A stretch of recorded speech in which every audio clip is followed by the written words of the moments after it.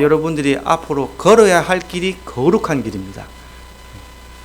거룩한 길만 다니셔야 되겠습니다. 오늘 말씀은 재림 신앙이라는 제목으로 말씀을 증거하고자 합니다. 다시 한번 따라오겠습니다. 재림 신앙.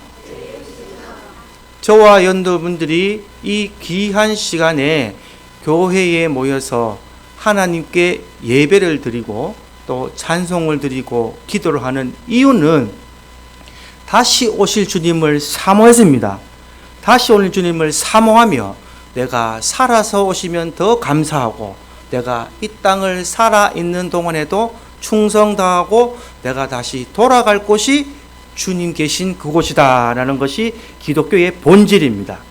이 재림 신앙이 없이 내 마음속에 예수 그리스도가 없으면 그리스도인이 아니에요. 그리스도인이 아닙니다. 유대인이 될 수도 있고 구원파가 될 수도 있고 안선홍이파가 될 수도 있고 신천지가 될 수도 있고, 그러나 마음속에 예수님만이 계셔야 우리는 그리스도인이다라고 성경은 증거하고 있습니다. 데살로니가전서 5장 4장 후반부에 이어서 5장까지 이어지는 말씀이 이 재림에 대해서 기록을 해놨어요. 이 재림에 대한 소망에 대해서 바울이 기록을 하고 있는데, 바울의 초기의 때 이 서신을 기록할 때는 예수님이 2000년 뒤에 올 것이다 라고 예언했겠습니까? 곧 예수님께서 오실 것이다 라고 생각했을까요? 곧 오실 것이다 생각했습니다. 예수님이 구름 타고 올라가실 때 내가 곧 오마 라고 했기 때문에, 곧이라고 생각했기 때문에 이 성도들에게 너희들 오늘 하루하루를 주님을 사모하며 최선을 다해서 살아야 된다 라고 재림을 얘기했지만, 우리는 지금 2000년이 산 후에도 아직 안 오셔서 알고 있는 것이지만 이 시대의 사람들은 곧 올 것이다, 주님의 재림이 얼마 남지 않았다라는 것으로 신앙생활을 했다는 것입니다. 그러나 오늘날 저와 여러분들도 동일하게 주님의 재림이 임박했다라는 신앙으로 하루하루를 살아가야 될 줄 믿습니다. 주님의 재림은 임박했다고 봅니다.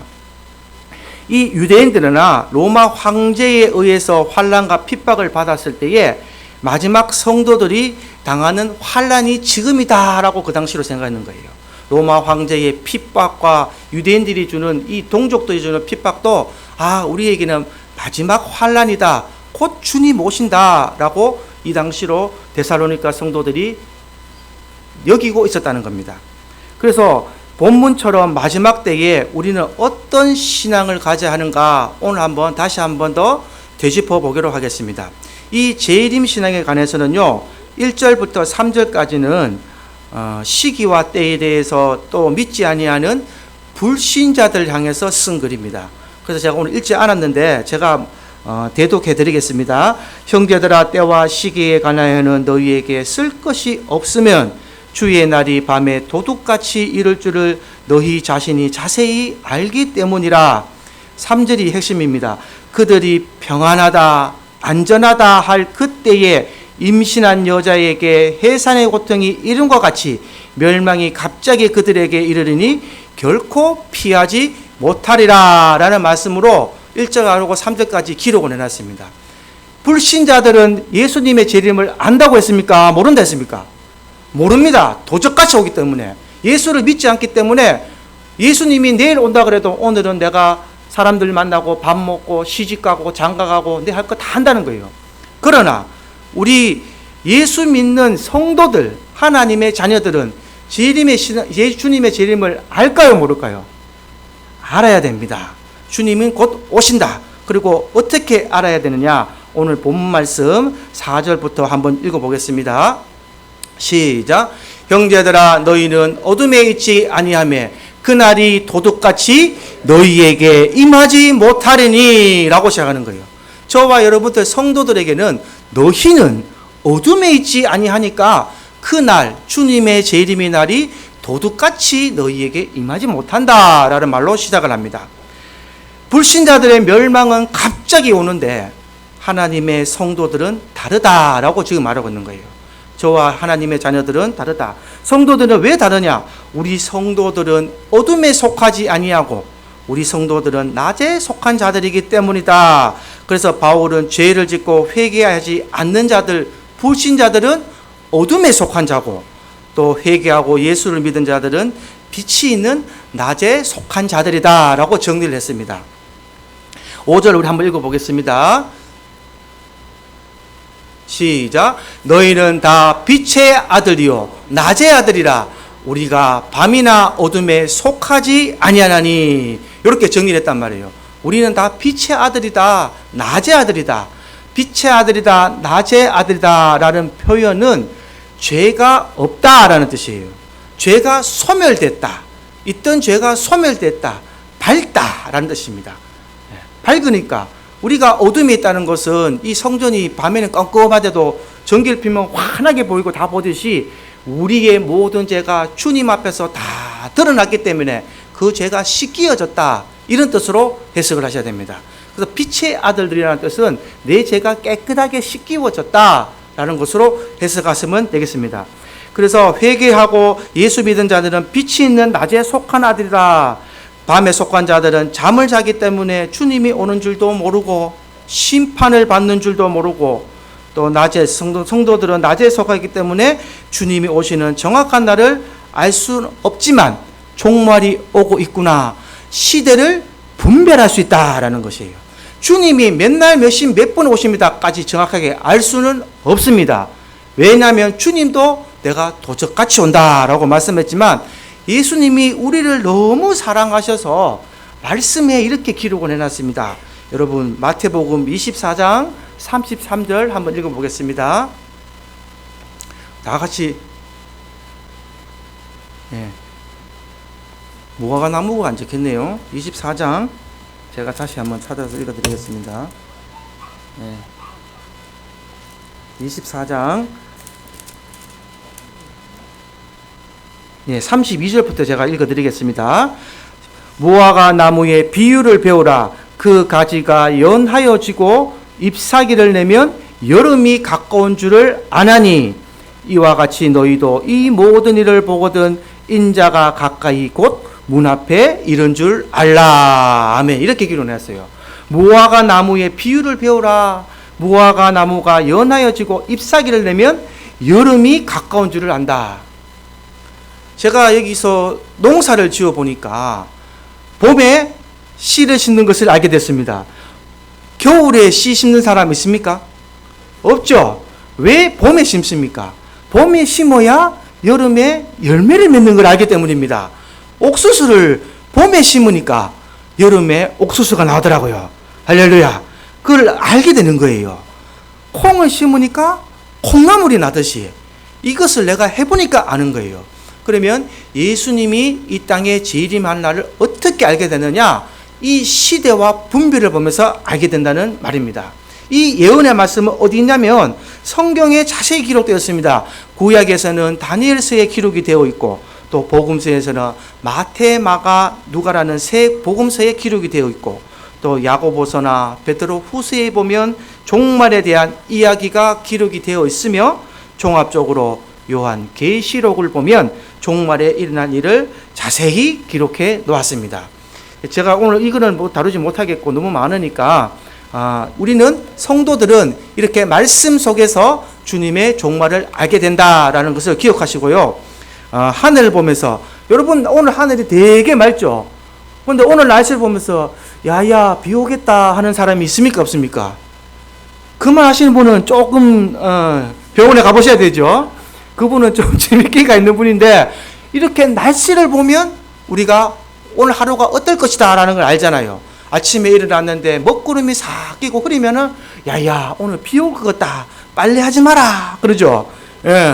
그것을 날씨를 보면 알듯이 우리가 시대가 변하는 것을, 환경을 보면 저와 여러분들은 시대를 분별하고 주님이 언제 오실 것을 알게 된다라는 것입니다. 그래서 오늘의 소주제는 일본어로 정했습니다. 다 같이 한번 따라해 보십니다. 깨어있으라. 깨어있어야 됩니다. 이 재림의 신앙에 저와 여러분들은 이 깨어있는 신앙이 되어야 하나님에 대한 이 소망과 이 주님이 오시는 재림에 대한 분별력이 있게 되는 거예요. 성도들은 깨어 있어야 된다라고 말합니다. 말세에 이 성도들은 깨어 있어야 한다. 깨어 있으라는 것은 인식하고 있으라라는 뜻이에요. 인식하고 있으라. 또는 생각하고 있어라, 알고 있어라 라는 뜻입니다. 우리의 영혼과 마음이 하나님 말씀 앞에서 깨어서 순종하는 삶으로 살고 있으면 시대를 분별할 수 있다라고 성경이 증거하고 있습니다. 그리고 6절을 다 같이 한번 합독해 보겠습니다. 시작. 그러므로 우리는 다른 이들과 같이 자지 말고 오직 깨어 정신을 차릴지라. 아멘. 잠에서 깨어나십시오. 할렐루야. 잠에서도 깨어나시고 말씀을 들을 때에 아멘으로 하답하시고, 여기 오시는 여러분들 귀한 시간 내서 오신 거잖아요. 이 한 시간 헛되이 보내지 마시고 하나님 말씀을 꼭 가슴에 품안고 돌아가시기를 주님의 이름으로 축원드립니다. 깨어서 하루의 삶에 최선을 다해서 살아가는 삶이 우리의 삶이 되어야 된다라고 말합니다. 그러면 깨어서 정신을 차리는 것이 무엇인가 라는 그 부연 설명을 또 해놨습니다. 우리 8절 다시 한번 읽어보겠습니다. 8절 시작. 우리는 낮에 속하였으니 정신을 차리고 믿음과 사랑에 호신경을 붙이고 구원의 소망의 투구를 쓰자. 아멘. 믿음과 사랑과 소망으로 무장을 하라 이 말이에요. 믿음과 사랑과 소망으로 무장을 해야 된다. 깨어 있으면서 가만히 있는 것이 아니라 믿음과 소망과 사랑으로 무장을 해야 된다. 1절에 했던 말씀, 1장에 했던 말씀처럼 예수를 믿는 믿음과 하나님 말씀에 대한 사랑의 실천과 또 천국에 대한 소망, 이 세 가지를 깨어 있으면서 실천하고 깨닫고 행해야 된다고 지금 성경이 말씀하는 겁니다. 그것을 깨어 있으라 라고 정리를 하는 거예요. 잠만 깬 것이 아니라 내가 오늘 하루를 소중히 믿음을 가지고 사랑을 실천하면서 또 소망의 인내를 가지고 살아가는 내 하루, 하나님이 우리를 보셨을 때에 여러분들의 오늘 하루의 이 삶이 최선을 다하는 삶을 사셔야 그 결과를 하나님이 이루어 주신다는 것을 믿으시기 바랍니다. 그게 하나님께 맡긴다는 삶이에요. 내려놓는 내 삶이 주님 앞에 내려놓는다는 내 말의 정리를 다시 풀이를 하자면, 아이고 하나님이 다 알아서 하시니까 뭐 알아서 하이소, 다 내려놨습니다, 알아서 하죠. 이게 아니라 내가 믿음을 가지고 사랑의 실천을 하고 소망의 인내를 가지면서 오늘 하루를 주님이 내게 주신 사명대로 열심히 살아야 되는 겁니다. 세상 사람들보다도 더 최선을 다해서 살아야만 그것이 성경이 말하는 깨어있으라라는 말로 정리를 한다 이 말이에요. 그것이 내가 내려놓는 겁니다. 주님 앞에. 주님, 내가 주님의 말씀대로 오늘 하루를 최선을 다해서 살았으니 주님께서 결과를 이루어 주옵소서. 내가 만약에 주님의 말대로 내 시간을 아끼지 아니하고 밖에 나가서 들로 나가서 하나님의 말씀에 복음을 증거했는데 그 사람이 믿든지 믿지 아니하든지 나는 거기에 대해서 최선을 다하면 됩니다. 그러고 나면 하나님께서 수수하는 분은 누구라 그랬어요? 수수하는 것은 하나님이라 그랬잖아요. 하나님께서 그 사람을 구원시키든지 말든지는 하나님이 하시는 거다. 그러면서 저와 여러분들의 삶을 보면서 하나님이 너는 내가 기뻐하는 자요 내 사랑하는 아들이요 나의 빛의 자녀다라고 인정하신다 이 말이에요. 그것을 다른 말로 하면 너는 나를 믿는구나 라고 인정하는 겁니다. 그래서 믿음이라는 단어를 내가 하나님을 믿는다는 걸로 정리를 하면 안 되고 하나님이 나를 보실 때에 믿음 있는 자로 인정하시는가라는 게 제일 중요한 겁니다. 이 바뀌어야 되는 거예요, 존재가. 그래서 오늘 말씀을 듣고 깨어 있으셔서 하나님이 나를 보실 때에 깨어 있는 자가 됐는지, 하나님이 내가 보실 때에 믿음이 있고 사랑의 실천을 하며 소망의 인내를 가지고 이 땅에서 하나님의 복음을 증거하며 살아가고 있는지, 믿는 자의 본이 되면서 내 삶을 실천하고 있는지를 꼭 한 번 더 되짚어 보시기를 바랍니다. 이 신앙이 되어야만 하나님이 기뻐하신다. 그래서 구원받은 성도들이 이 일을 꼭 해나가야만 하나님이 기뻐하신다. 그래서 이 재림의 소망에 깨어있는 삶으로서 하나님께 오늘 하루도 신앙의 성숙함을 이루시기를 주님의 이름으로 축원드립니다. 깨어있으라 말이다. 그러면 두 번째 소주제는 다시 한번 따라가 봅니다. 구원을 받으라. 깨어있는데 구원을 받으라고 얘기합니다. 우리 다 같이 9절을 한번 읽어보겠습니다. 9절 시작. 하나님이 우리를 세우시면 노하심에 이르게 하심이 아니요 오직 우리 주 예수 그리스도로 말미암아 구원을 받게 하심이라. 아멘. 하나님이 우리를 세우신 이유가 있다는 얘기입니까? 없다는 얘기입니까? 있다는 얘기죠. 우리를 세우시면 하고 말은 우리를 세우셨다. 그러면 세우셨던 이유가 있다는 겁니다. 다른 말로 해석을 하면요, 우리를 선택하신 이유가 있다 이 말이에요. 우리를 선택하셨다. 하나님이 우리를 선택하신 이유가 있다. 즉 우리를 가치 있는 존재로서, 필요한 존재로서 생각하셨다라는 걸로 다시 정리할 수 있습니다. 우리가 필요했기 때문에, 너희가 가치가 있기 때문에 내가 너희를 세웠다. 이렇게 다시 정리하실 때 말이에요. 필요하기 때문에, 사랑하기 때문에 우리를 선택하시고 또 구원의 계획을 세우셨다. 그러면 세상 사람들은 가장 가치 있다고 생각하는 것이 무엇일까요? 형제일까요? 자녀일까요? 한번 생각해 보십시오. 세상 사람들이 가장 가치 있다고 생각하는 것. 아마 저는 돈일 거라고 생각합니다. 세상 사람들은 지금 돈에 완전히 노예가 되어버렸어요. 제가 어릴 때, 제가 노일이 정도 아이 때, 그때는 그런 생각할 수도 없었던 상상일이 지금 초등학교에서 일어나고 있고, 중고등부는 여러분들이 상상할 수 없는 이 아이들이 돈의 노예가 되어서 그 동급생 아이들에게 폭력을 휘두르고 돈을 괄치를 하고 그걸 죄인지도 모르고 완전 돈의 노예가 되어버렸습니다. 이 돈의 노예 세상 사람들은 물질 맞는 중에서 지금도 돈에 대해서 말 쫓아다니고 있습니다. 그런데 여러분과 저는 하나님께 어떠한 존재가 되겠습니까? 하나님은 우리를 어떠한 존재로 여기실까요? 한 번 더 오늘 말씀을 통해서 생각해 보시기 바랍니다. 마음속에 예수님이 우리를 위하여 십자가의 피를 흘려 돌아가신 것이 믿기워지고 하나님을 아버지라 부르는 우리의 존재는 세상 사람들은 가치가 없을 줄 몰라도 하나님 보시기에는 그 무엇과도 바꿀 수 없는 엄청난 가치가 있는 존재인 줄 믿으시기 바랍니다. 하나님이 우리를 어떠한 존재로 여기시는 것은 저와 여러분들이 다시 한 번 더 생각해 보셔야 돼요. 지금 제가 돈이 없는데 제 주머니에 5만 원짜리 심산 땅이 있습니다. 제가 5만 원짜리 있다고 생각해 봅시다. 이게 5만 원짜리입니다. 이 돈을 제가 바닥에 딱 놓고 막 비립니다.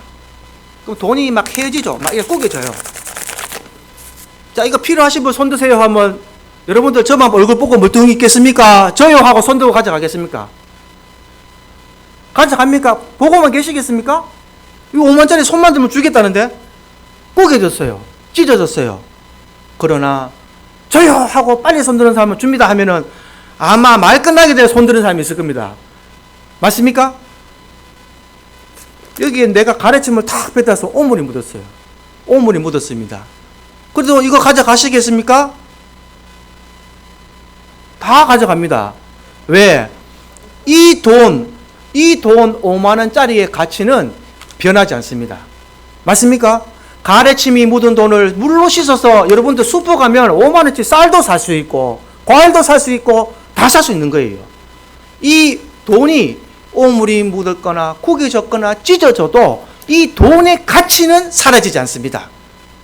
이해가 되세요? 이 돈의 가치는 사라지지 않아요. 저와 여러분들이 하나님이 창세전에 우리를 창조하시고 우리를 만드시고 우리를 선택하셨으면 여러분들이 저 나가서 세상 죄에 찌들고 때가 묻고 죄의 범벅이 돼도 하나님 보실 때는 그 가치를 인정하신다 이 말입니다. 할렐루야. 그래서 하나님이 우리를 선택하시고 우리를 구원의 선물을 주시고 다시 씻기신다는 거예요. 예수 보혈의 피로. 그래서 저와 여러분들이 지금 이 자리에 앉아 있는 것을 기억하시기 바랍니다. 그래서 이 돈의 가치가 변하지 않는 것처럼 하나님이 저와 여러분들을 창조하고 하나님의 그 형상대로 지으신 이 모습의 존재의 가치는 절대 변할 수가 없는 것입니다. 그렇기 때문에 저와 여러분들은 세상 사람들 속에서 어울리지 말고 하나님의 방법대로 하나님의 테두리 안으로 들어와야 된다라는 것을 지금 이 목사가 얘기하고 있는 겁니다. 할렐루야. 그것이 바로 구원을 받으라는 뜻이에요. 이것을 하지 않고 하나님이 엄청난 존재로 여러분들을 선택하셨고 그 가치를 여기시면서 이끌어 가시고 나는데 자꾸 나는 세상 속으로 가는 거예요.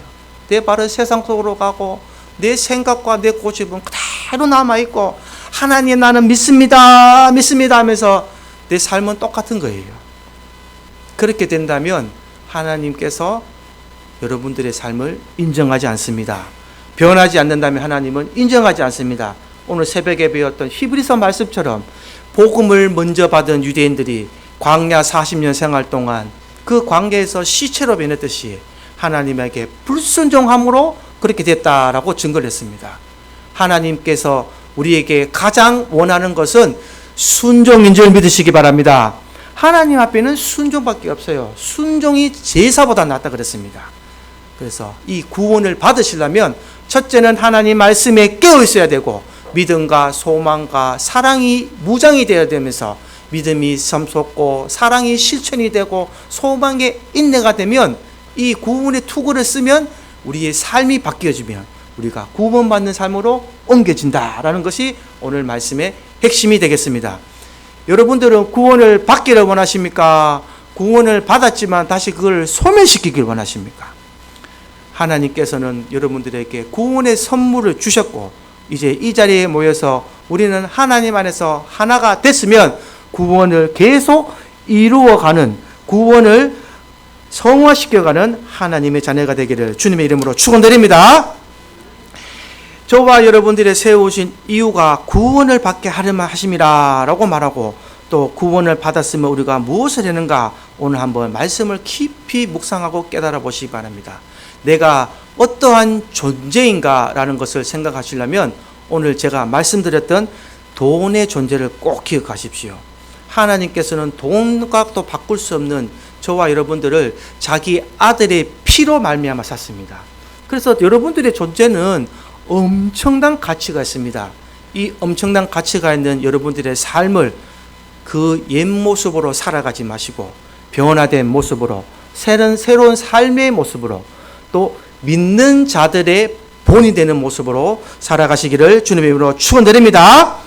정리 한번 해드리겠습니다. 깨어있으라는 말씀으로 믿음과 소망과 사랑으로 무장을 해야 되고 구원을 받으라 라는 말은 복음을 증거하는 가장 가치 있는 존재의 일을 저와 여러분들이 하여야 한다. 그래서 저와 여러분들이 가장 가치 있는 일, 이 세상에서 가치 있는 일은 복음을 증거하는 일입니다. 하나님 말씀을 다시 증거하는 일이에요. 이것을 하라고 하나님이 자녀를 삼으셨습니다. 여러분들 가정에서, 직장에서, 또 어디 사회에서, 친척들이나 누구에게서도 이 복음을 증거하는 하나님의 귀한 자녀가 되기를 주님의 이름으로 축원드립니다. 세상 사람들보다 더 최선을 다하는 하루를 살아가시고 또 세상 속에서 빛이 되는 빛이 자녀의 삶을 살아가시면 여러분들의 삶이 세상에서 빛이 되어 복음의 전도자로서 불신자들을 구원해 드리는 가장 가치 있는 일을 하게 되시면서 또 여러분의 존재를 가장 가치 있는 존재로 인정하신 하나님께 항상 영광을 돌려드리는 삶으로 이어주시기를 주님의 이름으로 축원드립니다. 아멘. 찬송가 236장 찬송 드리겠습니다. 제가 조금부터 할 거예요. 제가 오늘 아까 성경 예물